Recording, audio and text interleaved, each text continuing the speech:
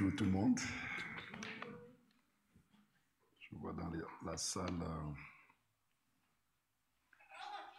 au milieu de nous des visages que je ne connais pas personnellement. Soyez la bienvenue.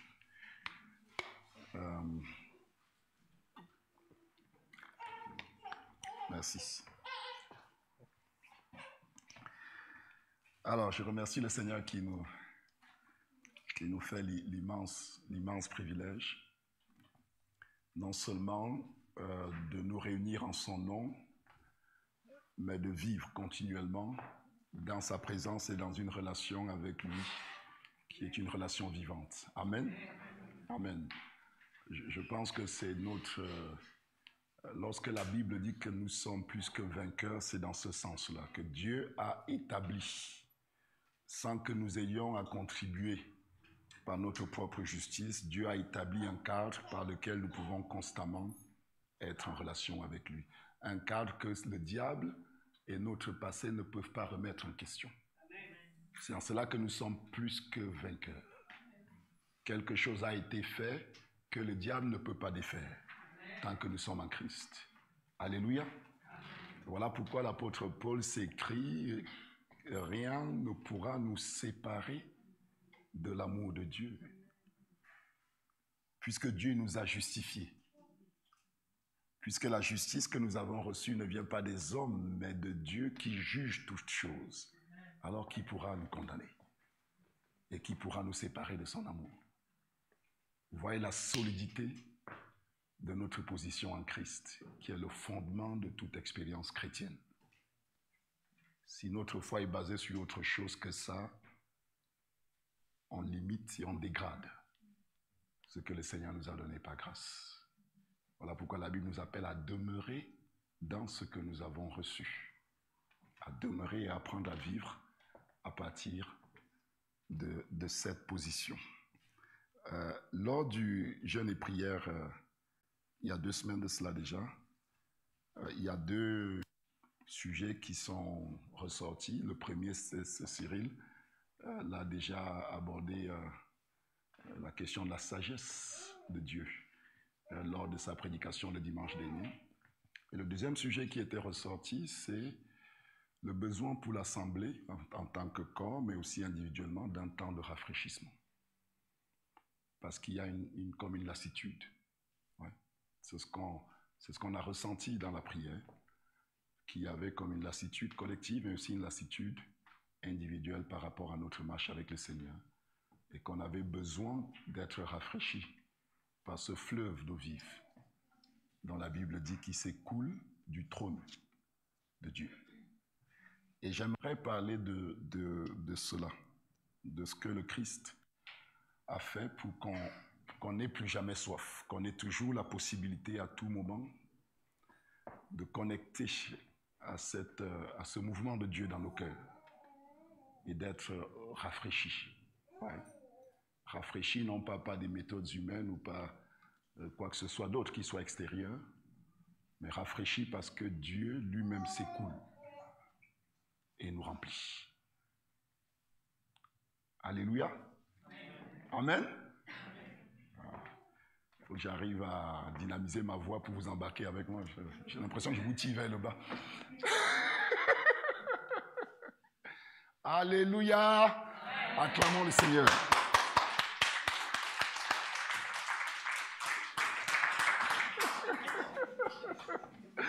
Amen. Allez, je vais prier et je vais proposer qu'on affiche les textes qui vont nous servir de base pour le court instant qu'on va passer ensemble dans la parole du Seigneur. Seigneur, je te remercie.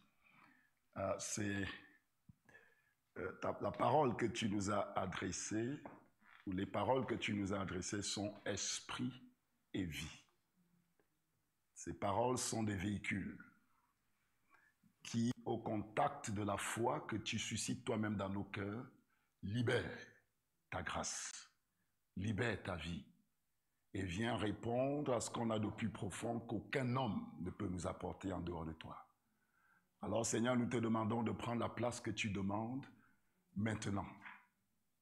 Que ta parole parle à chacun de nos cœurs de façon personnelle. Toi qui nous connais, tu connais nos circonstances, tu connais les cœurs de chacun.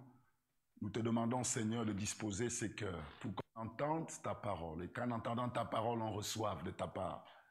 Et que chacun puisse repartir, Seigneur, de ce moment avec l'assurance d'avoir été entendu et l'assurance, Seigneur, d'avoir été touché de ta part.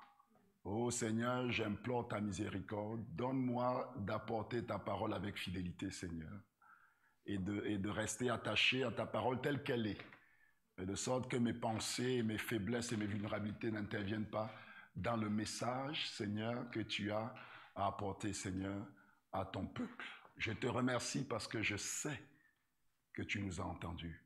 Tu nous entends toujours. Dans le nom de Jésus, j'ai prié. Amen. Amen. Actes des apôtres, on va prendre 2 références qui vont nous servir de cadre. Actes des apôtres, chapitre 3, verset 18 au verset 20. C'est l'épisode là, c'est le contexte, c'est la guérison de cet homme infirme que Pierre et Jean relèvent à l'entrée du temple. Et ça suscite des questions, et puis il y a des pharisiens qui questionnent qu'est-ce que c'est que ça, au nom de quoi, au nom de qui. Et donc Pierre répond, et là on prend une partie de son discours, et c'est là qu'on va s'attarder. Mais Dieu a accompli de la sorte ce qu'il avait annoncé d'avance par la bouche de tous ses prophètes, que son Christ devait mourir. On peut continuer? Oui, effectivement. Je vous ai dit quoi? C'est jusqu'au verset 21. Repentez-vous donc et convertissez-vous pour que vos péchés soient effacés, afin que les temps de rafraîchissement viennent de la part du Seigneur et qu'il envoie celui qui vous a été destiné, Jésus-Christ, que le ciel doit recevoir jusqu'au temps du rétablissement de toutes choses dont Dieu a parlé anciennement par la bouche des prophètes. Il y a plusieurs choses ici, mais on ne va pas tous les prendre. On va surtout s'attendre. On reviendra sur Jean chapitre 7, lorsque Jésus annonce que celui qui a soif, qu'il vienne à moi et qu'il boive. Et que celui qui croit en moi, des fleuves d'eau vive couleront de son sein. Et la Bible dit qu'il dit cela concernant l'Esprit, mais que l'Esprit n'était pas encore, parce que Christ n'était pas encore glorifié.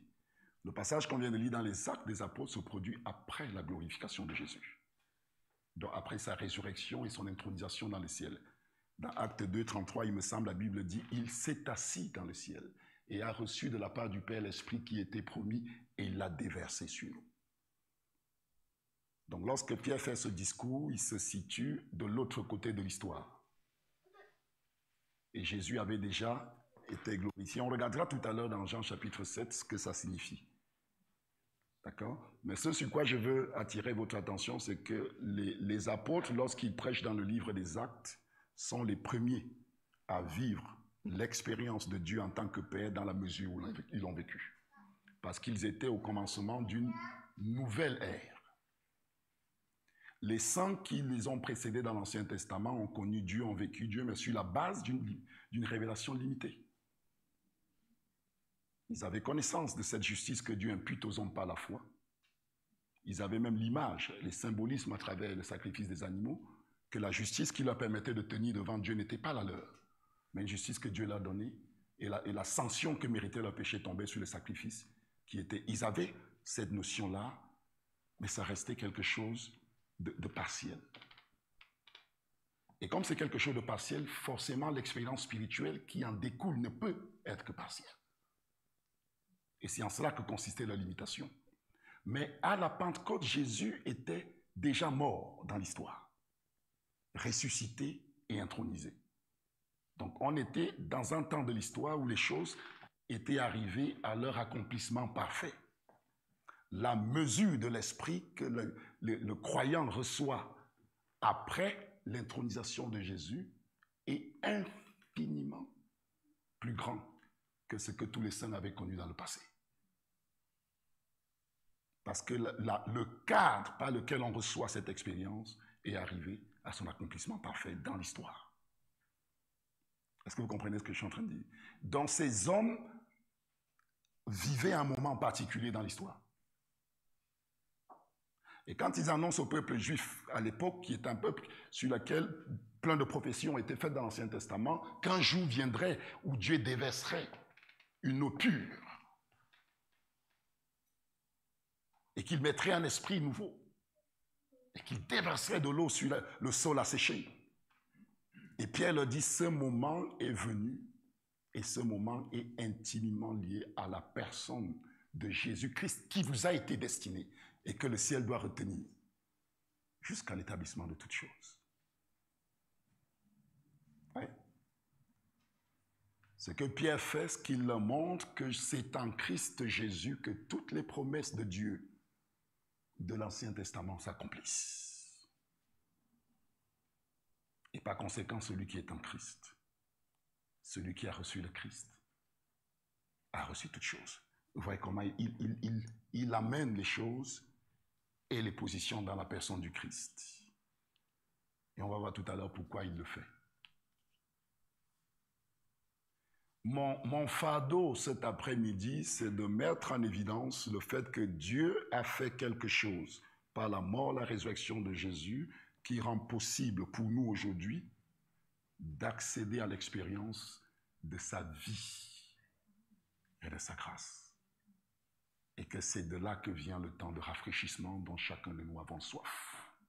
Nous avons déjà reçu quelque chose dont on ne mesure pas la grandeur. Ce qu'on cherche n'est pas loin. Ce qu'on cherche n'est pas perdu. Amen.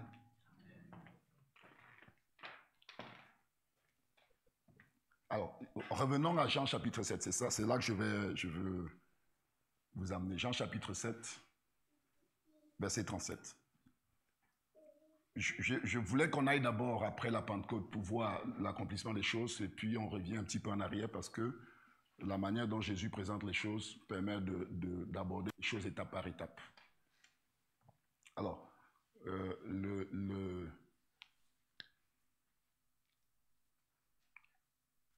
Jésus se trouve à Jérusalem lorsqu'il fait ce discours.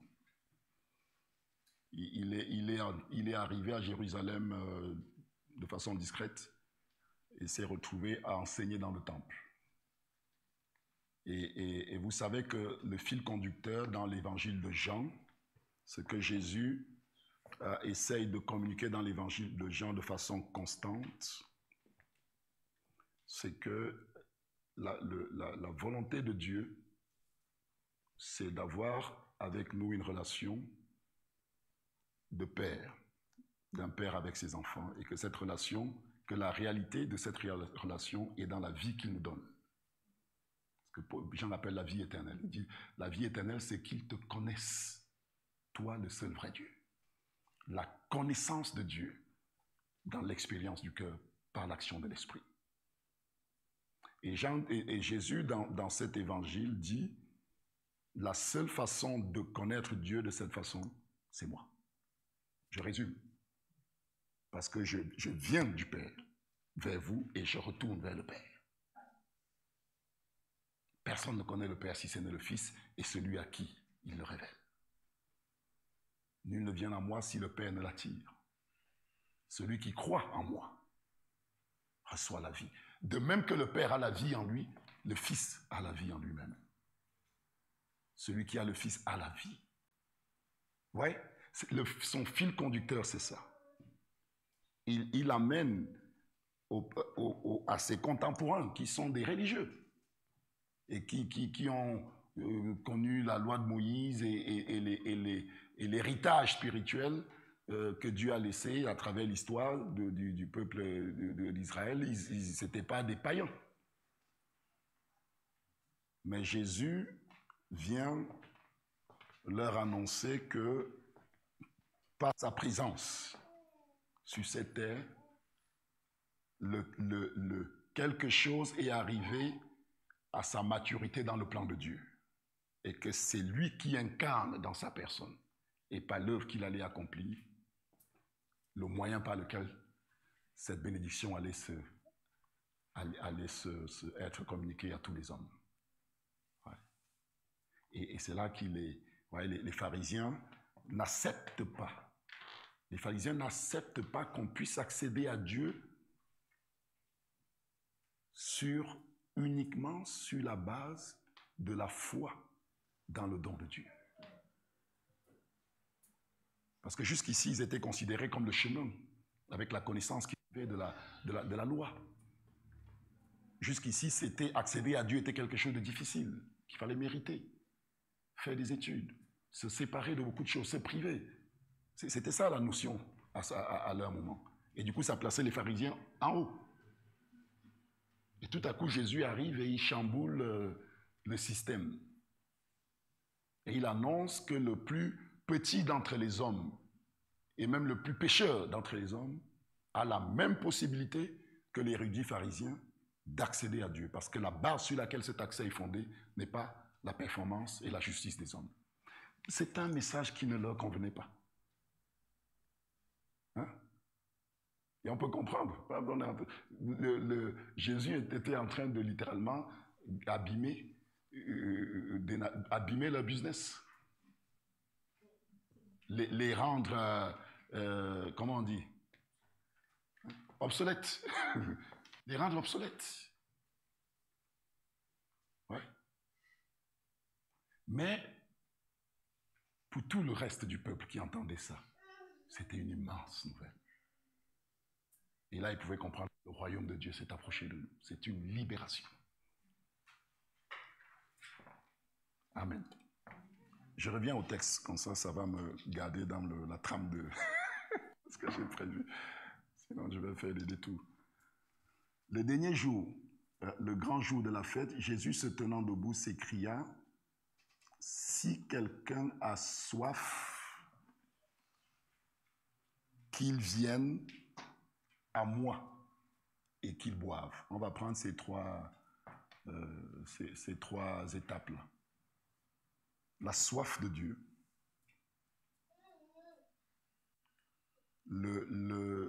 Jésus qui dit qu'il vienne à moi, dans l'exclusivité de Jésus comme chemin, et la foi qui permet de vivre pleinement l'expérience de cette vie abondante. Amen. On va survoler ces trois étapes. Et à chaque fois, j'essaierai d'apporter les éléments que le Seigneur me met à cœur. Vous savez que Jésus, dans Jean chapitre 6, verset 35, je vais le lire, vous pouvez juste noter, écoutez ce qu'il dit. Là, je vais parler de la soif. Si quelqu'un a soif, qu'il vienne à moi. De quelle soif est-ce qu'il parle? Oui. Jean 6, 35, Jésus l'a dit. Ça, c'est Jésus? Non. Ah oui, si, c'est ça. Jean 6, 35, Jésus l'a dit, « Je suis le pain de vie. Celui qui vient à moi n'aura jamais faim. Et celui qui croit en moi n'aura jamais soif. » Celui qui croit en moi n'aura jamais soif. Celui qui ne croit pas en moi aura toujours soif.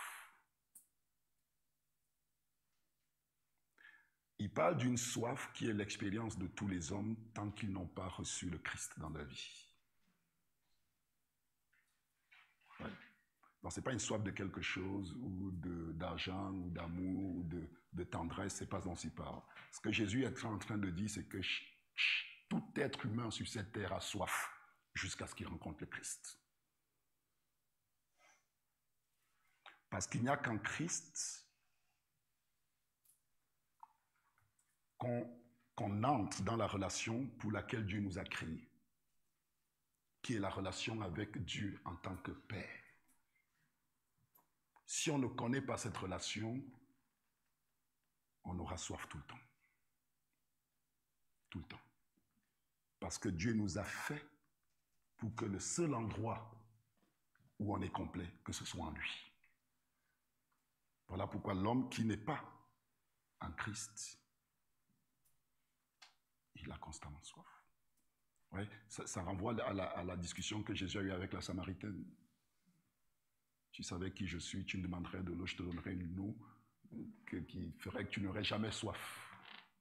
Il dit, mais t'as pas de, je ne vois pas que tu es de récipient, d'où viendrait cette eau-là? Il dit, celui qui croit en moi, je lui donnerai une eau, c'est ça? Et l'eau que je lui donnerai deviendrait en lui une source d'eau vive qui jaillirait jusqu'à la vie éternelle, une source inépuisable. Ouais. Donc, il parle de cette soif-là, mais cette soif ne s'adresse pas qu'aux non-croyants. D'abord, la soif s'adresse aux non-croyants. Mais cette soif s'adresse aussi aux croyants qui a reçu le Christ, qui n'a plus soif de la même façon qu'il pouvait avoir lorsqu'il n'était pas en Christ, mais qui a soif de plus. Vous voyez la différence? Il a soif quand même, mais de plus. Ce n'est pas la même soif. Il y en a un qui n'est pas complet, parce qu'il n'est pas rentré dans ce pourquoi Dieu l'a créé. Et peut-être que quelqu'un ici n'a pas fait la rencontre personnelle de Jésus-Christ dans sa vie. Si c'est le cas, c'est de cette soif-là. Ce que vous ressentez qui vous manque, c'est de cette soif-là dont je parle. Cette soif ne peut disparaître qu'en Christ, parce que Dieu nous a fait incomplets sans lui, complet en lui. La vocation de l'homme, c'est de vivre en communion parfaite avec Dieu sous son autorité, de sorte que les œuvres que l'homme accomplit sur cette terre deviennent des fruits qui glorifient Dieu. Parce qu'il vit et fait ses œuvres en étant en communion avec Dieu et en étant sous l'influence de sa volonté. Donc l'homme devient l'instrument de son service. C'est la vocation éternelle de l'homme. Le seul endroit où l'homme trouve du repos dans ce monde et dans le monde à venir, c'est lorsque sa vie sert la volonté de Dieu, dans une position de communion vivante avec lui. C'est le seul endroit où l'homme trouve le repos, parce que c'est comme ça qu'il a été créé. Oui.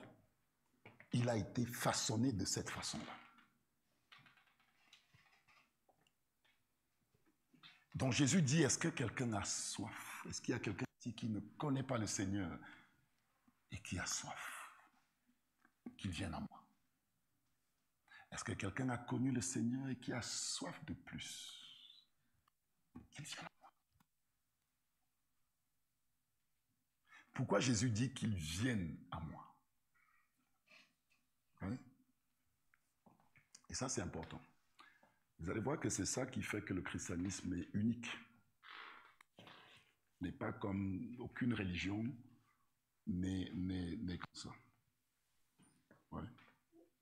Unique. La raison pour laquelle Jésus dit « Je suis le seul moyen par lequel on peut accéder à Dieu et avoir une relation avec Dieu, tel qu'il le décrit », la raison de cela, c'est la nature de Dieu. Dieu est saint. Quelqu'un parlait de la justice de Dieu, de sa sainteté. Saint. Le Dieu saint veut être en communion vivante et intime avec un homme ou une femme qui ne possède pas sa sainteté. C'est une équation impossible. Dieu n'a pas prévu qu'on soit en relation avec lui autrement que par le Christ, parce que c'est le seul moyen par le Christ est le moyen par lequel Dieu vient sur terre vivre la justice qu'il attend de nous et que nous sommes incapables de vivre. Il vient la vivre lui-même. Et ensuite, il met cette justice à notre crédit, comme si c'est nous qui l'avions vécue. Et sur la base de cette justice, il peut être en communion parfaite avec nous. Vous comprenez? Il n'y a pas d'autre façon. Autrement, ça voudrait dire qu'un Dieu, c'est pour ça qu'aucune autre religion ne propose un Dieu qui veut vivre en nous, on vit en lui, on est en communion avec lui. Parce que ce n'est pas imaginable avec un Dieu saint, à moins qu'il y ait une solution, comme le Christ. Enlever Jésus du christianisme, ça devient... À ce moment-là, on peut dire que le christianisme, l'islam et le Christ, c'est la même chose. Si vous enlevez le Christ, c'est la même chose. Vous mettez le Christ, c'est deux mondes complètement différents. Ouais. C'est deux mondes complètement différents. Jésus s'adresse aux Juifs, il ne parle pas aux païens. Il a dit, venez à moi. Mais ils disent, mais Moïse nous a donné la loi. On a reçu la loi. Et Jésus dit, vous cherchez, vous sondez les Écritures de Moïse pour trouver la vie. Et vous refusez de venir à moi. Or, la vie que vous cherchez est à moi. Les textes de Moïse que vous étudiez pointent vers moi. Ouais. Je suis l'accomplissement de toutes choses. Donc voilà pourquoi il dit qu'ils viennent à moi. Dans le passage qu'on a lu dans les Actes des Apôtres, Pierre disait à la foule, repentez-vous et convertissez-vous, afin que vos péchés soient pardonnés. Changez de pensée vis-à-vis de Dieu. Acceptez que ce n'est pas le Christ seul, et non pas par vos efforts et votre performance, que vos péchés peuvent être pardonnés. Et que l'accès que Dieu vous donne, vous n'aurez plus la possibilité de vous enorgueillir, parce que vous l'avez reçu gratuitement de la part de Dieu, comme n'importe quel être humain. Il n'y a plus lieu de s'orgueillir. Je suis meilleur que l'autre. Depuis ma naissance, je n'ai jamais péché. Je n'ai jamais volé. Il y a des gens qui disent, je n'ai jamais volé, je n'ai jamais fumé, je n'ai jamais... Donc j'ai un avantage vis-à-vis des autres devant Dieu. Non. Non. Jésus a cassé ce business-là, Jésus l'a abîmé. Ce n'est plus quelque chose qu'on peut présenter devant Dieu comme un argument. Oui. J'entendais quelqu'un me dire,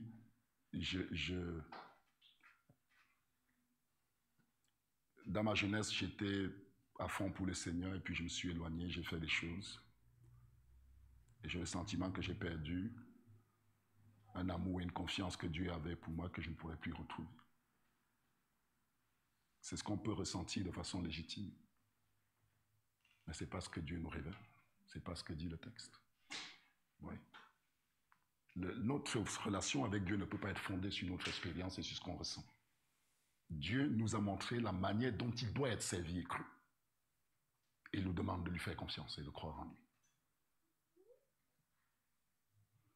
Et la raison pour laquelle tout ce que Dieu nous donne est lié à Christ, et c'est la raison pour laquelle c'est puissant, c'est que Jésus n'est pas un concept théologique. Il a vécu.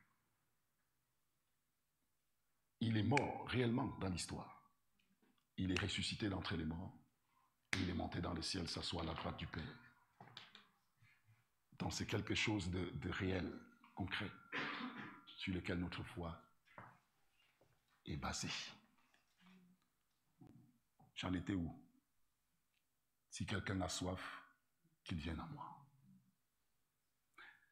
Il y a une deuxième chose dans le qu'il vienne à moi. On a vu qu'il vienne à moi parce que je suis le seul chemin, mais Jésus dit quand même qu'il vienne à moi.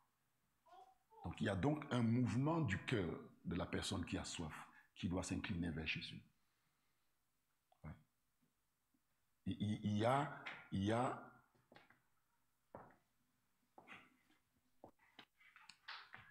deux choses.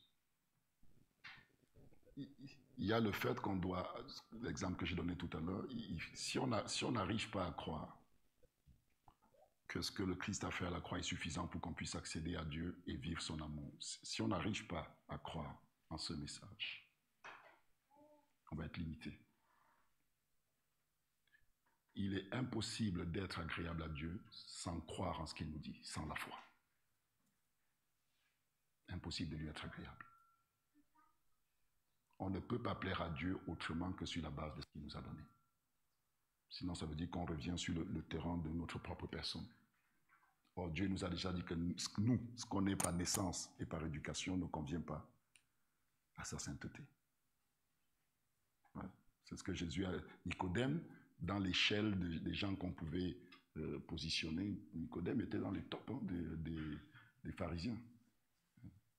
C'était pas mal. Hein? C'était pas mal. Et pourtant, Jésus lui dit, si tu ne nais de nouveau. Jésus dit, tout ce que tu es là, c'est pas suffisant. Il faut passer par quelque chose un cadre qui est différent, qui est nouveau, qui vient du ciel, qui n'est pas l'action de l'homme, qui n'est pas né ni de la chair, ni du sang, mais de l'esprit, de Dieu. Il faut un cadre différent. Ouais. Donc, notre cœur doit s'incliner dans cette direction. Puis un deuxième sujet dans le fait de venir à Christ, c'est aussi un mouvement de repentance. De repentance. Ouais. Bien souvent, on est dans cette relation avec le Seigneur où finalement, on ne fait plus attention à rien. Le Seigneur nous parle à travers sa parole des choses qui ne vont pas, qui sont contre sa volonté, des péchés, des actes qu'on pose continuellement, que ce soit dans la vie de couple, que ce soit dans relation enfant-parent ou dans le travail. Il y a des choses qui ne sont pas en ligne avec les attentes de Dieu et on les ignore. On les ignore. Et l'expérience de cette vie, qui est pourtant gratuite, commence à diminuer. Alors même que l'accès est maintenu. L'accès ne se ferme pas, ne se réduit pas. Le débit baisse. Parce qu'on s'accommode d'une vie qui n'est plus la nôtre. On veut continuer à vivre selon les désirs de la chair. Faire plaisir à ce qu'on ressent, à ce que la chair veut. On veut rester là-dedans. On veut rester là-dedans. Et en faisant ça, comme Dieu dit à son peuple dans l'Ancien Testament, ils ont délaissé la fontaine d'eau vive. La fontaine d'eau de la vie. Et le Seigneur veut nous interpeller par rapport à ça. Qu'ils viennent à moi. Et le dernier point est qu'ils boivent. Et qu'ils boivent.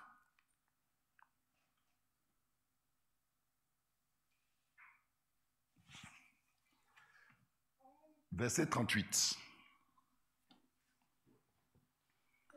Celui qui croit en moi, des fleuves d'eau vive couleront de son sang, comme dit l'Écriture. Ce qui est puissant dans le message de Jésus, c'est qu'il donne la garantie que celui qui croit, qui a soif, qui vient en lui, il donne la garantie que celui-là pourra boire. Il ne dit pas qu'il cherche à boire ou qu'il demande à boire. Il dit qu'il boive. Pourquoi? Parce que le fleuve coule déjà. Et ce fleuve ne coule pas, Alex, parce que tu as fait quelque chose. Ce fleuve coule parce que Dieu a fait quelque chose pour toi en Christ. Donc quand tu t'approches de Dieu en ayant foi à son invitation, il garantit que tu pourras boire parce que le fleuve coule déjà. Il dit qu'ils viennent et qu'ils boivent. Oui, il coule déjà. Si vous lisez dans l'Apocalypse, il y a une belle image, je vais vous donner les références, vous allez voir. Le Apocalypse 4, verset 3. Peut-être qu'on peut prendre 2 versets de l'Apocalypse, après on va commencer à s'arrêter. On va commencer à s'arrêter. J'allais dire on va conclure. Je me suis laissé une ouverture.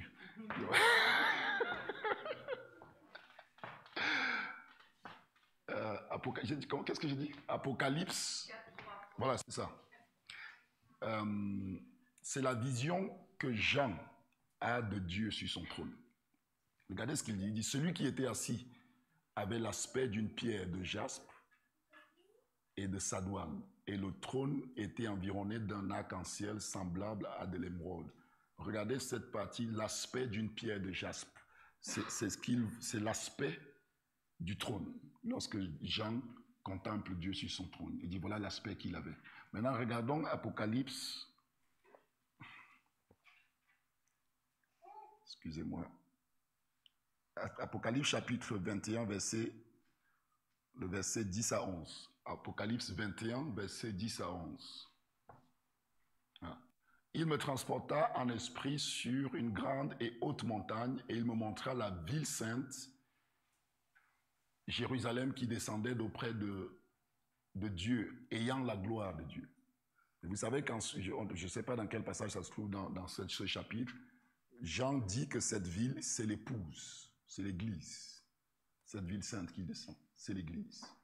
Et il dit, cette ville a la gloire de Dieu. Est-ce qu'on peut continuer le prochain verset? L'éclat de la ville, son éclat était semblable à celui d'une pierre très précieuse, d'une pierre de jaspe transparente comme du cristal. La ville avait le même aspect que celui qui est sur le trône. Le même aspect. Maintenant, si on prend Apocalypse 22, verset 1, on va voir le mouvement qui existe entre le trône et la ville. Apocalypse 22, versets 1 et 2. Ah, c'est ça? Ah, effectivement. Ouais. Et il me montra un fleuve d'eau de la vie, limpide comme du cristal, qui sortait du trône de Dieu et de l'agneau. Verset 2. Au milieu de la place de la ville et sur les bords, il y avait un arbre produisant d'une fois surprenant du fruit et dont les feuilles servaient à la guérison des nations. Donc on voit un trône au milieu de la ville et il y a un fleuve qui coule en permanence, qui sort du trône et qui coule dans la ville. Ce fleuve, c'est le même dont Jésus parlait. C'est Dieu, par son esprit, qui s'écoule pour transformer son peuple dans la même image que lui, pour que son peuple partage sa gloire. Voilà pourquoi la ville a le même aspect que celui qui est sur le trône. C'est possible grâce à ce fleuve. C'est possible parce que nous sommes dans une relation vivante avec Dieu par son esprit sur la base de ce que Jésus a accompli à la croix. C'est le seul cadre dans lequel cette configuration est possible. Ouais. Le seul cadre. Je conclus.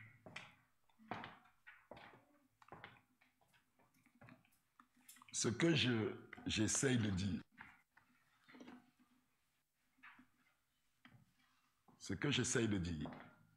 c'est que pour ceux qui ont reçu le Christ ici même dans la salle et qui ont soif de plus et qui peut-être ressentent une lassitude, je suis en train de dire qu'il n'y a pas besoin de parcourir 10 000 kilomètres pour trouver des temps de rafraîchissement. Ces temps sont déjà présents dans nos cœurs par la présence de son esprit. Le croyez-vous? Ce que Jésus a fait pour nous à la croix est valable tout le temps. Si nos cœurs s'inclinent pour boire, non pas pour chercher, si on apprend à recevoir et à vivre ce qui est déjà donné,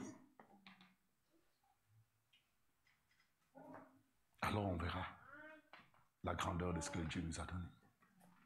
On comprendra pourquoi on est déjà plus que vainqueur. Un chrétien qui est malade, et puis des fois on est malade, et puis on dit on a prié, ça n'a pas marché, et puis on dit c'est bon, il n'y a pas eu la victoire. La victoire est ailleurs, les amis. La victoire, lorsque la Bible dit nous sommes plus que, c'est pas nous serons plus que vainqueurs, nous le sommes déjà, Parce que la relation dans laquelle Dieu nous a positionnés, en nous donnant son Fils, il nous a donné toutes choses avec. Nous avons la possibilité de vivre l'amour de Dieu en tant que Père. Mais c'est un chemin que chacun de nous doit emprunter personnellement, seul. Je ne peux pas, par le moyen de la prédication, propulser quelqu'un dans cette expérience. La prédication met devant nous ce que le Christ a accompli, pour que ça suscite la foi. La prédication élève Jésus. Dit voilà ce qu'il a fait. Ce qu'il a fait est glorieux. L'objectif de cette proclamation, c'est pour que la foi soit suscitée. Et par la foi, l'Esprit agit dans nos cœurs et nous amène dans l'expérience même. Et c'est à nous, dans cette expérience, par notre désir de plus, notre obéissance au Seigneur, de grandir pour explorer les possibilités qui existent dans cette relation. C'est là qu'on est restauré, Isa. Dans cette relation, la réponse de Dieu, c'est lui-même qui se déverse en nous par son esprit. On rentre deux fois dans sa présence avec 1000 questions, intouchées de sa part. Tout est oublié. Pierre, Jacques et Jean, c'est les trois noms qui étaient sur le mont de la Transfiguration. Tout à coup, la merveilleuse gloire de Jésus apparaît. Et puis il voit Moïse et Élie à côté. Et puis Pierre s'écrit, Seigneur, il est bon qu'on construise 3 tentes. Il n'a pas compté lui-même et ses 2 compagnons. Ils se sont oubliés. Tellement la gloire, et c'est ce qui se passe devant la manifestation de sa gloire. Nos problèmes et on ne voit que le Seigneur. Pierre dit 3 tentes. Toi, Moïse et Élie. Puis nous, on va rester ici, on va vous contempler. Ça nous suffit. On va juste vous contempler. Et le Père répond, non.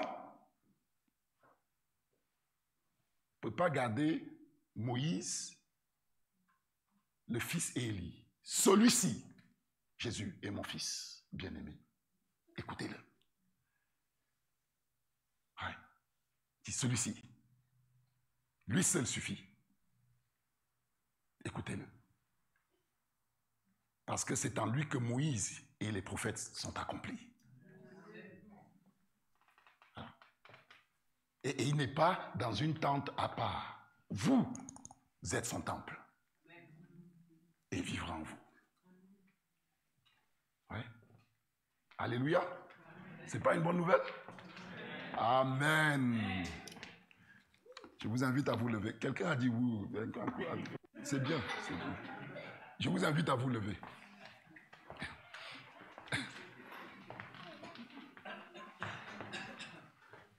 Ah, est-ce que ouais, si, oui. Passons un moment. Les amis, les choses qu'on dit ne sont pas des paroles en l'air, elles sont fondées sur des faits historiques. Jésus est mort dans l'histoire. L'expérience dont on parle, de ce fleuve d'eau de la vie qu'on peut vivre là, maintenant, ici, est fondée sur quelque chose de réel.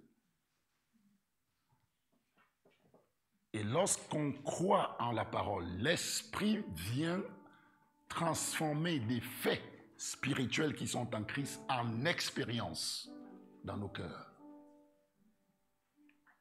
Il prendra ce qui est à moi et vous l'annoncera. Inclinons nos cœurs vers Dieu, mes amis. J'invite chacun ce soir à boire de cette eau vive qui s'écoule déjà. Parce que Dieu a fait sa résidence et son trône dans nos cœurs. La source d'eau de la vie réside dans nos cœurs par son esprit. Il donne de la force à celui qui est fatigué et relève celui qui tombe en défaillance. Ceux qui espèrent en l'Éternel renouvellent leur force.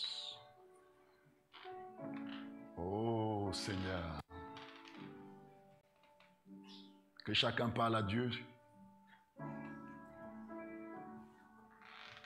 Merci Seigneur. Dites au Seigneur, je reçois ce soir, je bois, je reçois. Je reçois ton amour, je reçois l'amour que ton esprit déverse avec abondance dans mon cœur. Je ne suis pas seul, je ne suis pas orphelin ou orpheline. Je ne suis pas éloigné de toi, je ne suis pas perdu. Tu m'as rapproché, tu m'as purifié de mes péchés. Tu as fait habiter ton esprit dans mon cœur.